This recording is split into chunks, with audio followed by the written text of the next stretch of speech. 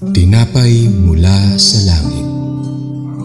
A daily morning devotion with CRC family.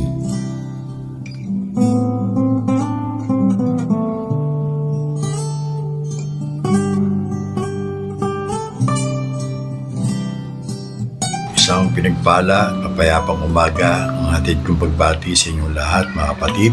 Tunay na napakabuti ng ating Diyos at binigyan niya tayo ng pagkakataon na muli bulay-bulayan ang kanyang mga salita. Sa umagang ito, tayo po'y babasa sa Aklat ng Mga Bilang, Kabanata 26, mula talata 5 hanggang 11. Ngunit bago po tayo bumasa, tayo po ay umusal muna na maikling panalangin. Aming Diyos na banal at dakila, sa umagang ito kami ay humihingi ng patnubay at gabay at malawak na pangunawa upang lubos na maunawaan ang mga salita mong aming babasahin. Inisin mo po ang aming mga puso at gawin mo kaming karapat-dapat sa pagtanggap ng iyong biyaya. Pagpalain niyo po kami, kapayapaan, kalakasan mula sa iyong walang hanggang biyaya. Sa pangalan ng aming Panginoon Hesus, Amen. Aklat ng Mga Bilang, Kabanata 26, talata 5 hanggang 11. Ito po ang sinasabi, sa lipi ni Ruben na panganay ni Israel, ang mga angkan ni Hanok, Palyo, Hesron at Carmi. Ang angkang ito ang bumubuo sa lipi ni Ruben. Silang lahat ay 43,730. Ang anak ni Palyo ay si Eliab at ang mga anak ni Eliab ay sina Nemuel, Datan at Abiram. Sina Datan at Abiram kasama ang pangkat ni Korah ang nagpasimuno sa mga Israelita ang paghihimagsik laban kina Moises, Aaron at maging kay Yahweh. Si Korah naman at ang kanyang 215 kasama ay nilamon ng lupa.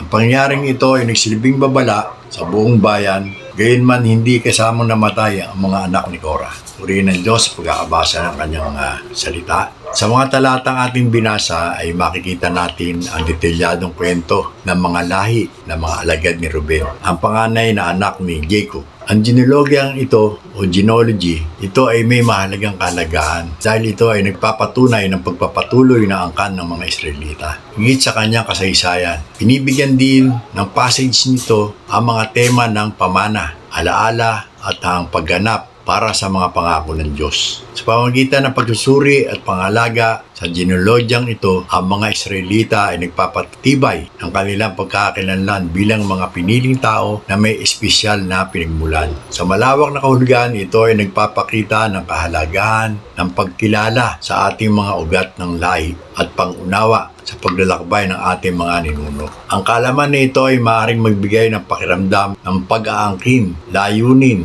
at patuloy lalo na sa panahon ng kawalan ng katiyakan o pagbabago. Bukod dito, ang passage na ito ay nagbibigay ng mga aral ukol sa pamumuno, responsibilidad at mga bunga ng ating mga kilos. Halimbawa, ito ay naglalarawan kung paano ang ilang mga individual sa angkan ni Ruben ay naharap sa mga bunga ng kanilang pagsuway laban sa Diyos. Tulad nila Datan at Abiram, sumalungat kay Moises, tinanggap nila ang hatol.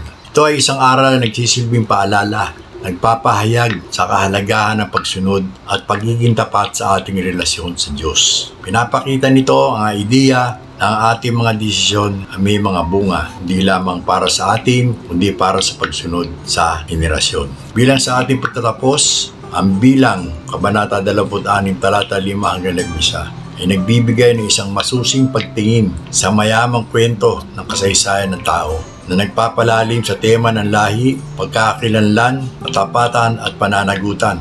Ito ang nagtutulak sa atin na pahalagaan ng ating pamana, matuto mula sa aral ng nakaraan at mamuhay ng may integridad at layunin sa kasalukuyan na may kamalayan sa epekto ng ating mga kilos sa hinaharap. Sinasabi po sa Roma, Kabanata 2, talatang 6 at 7, po ang sinasabi, sapagkat igagawad niya sa lahat ng tao ang naayon sa kanilang mga ginawa.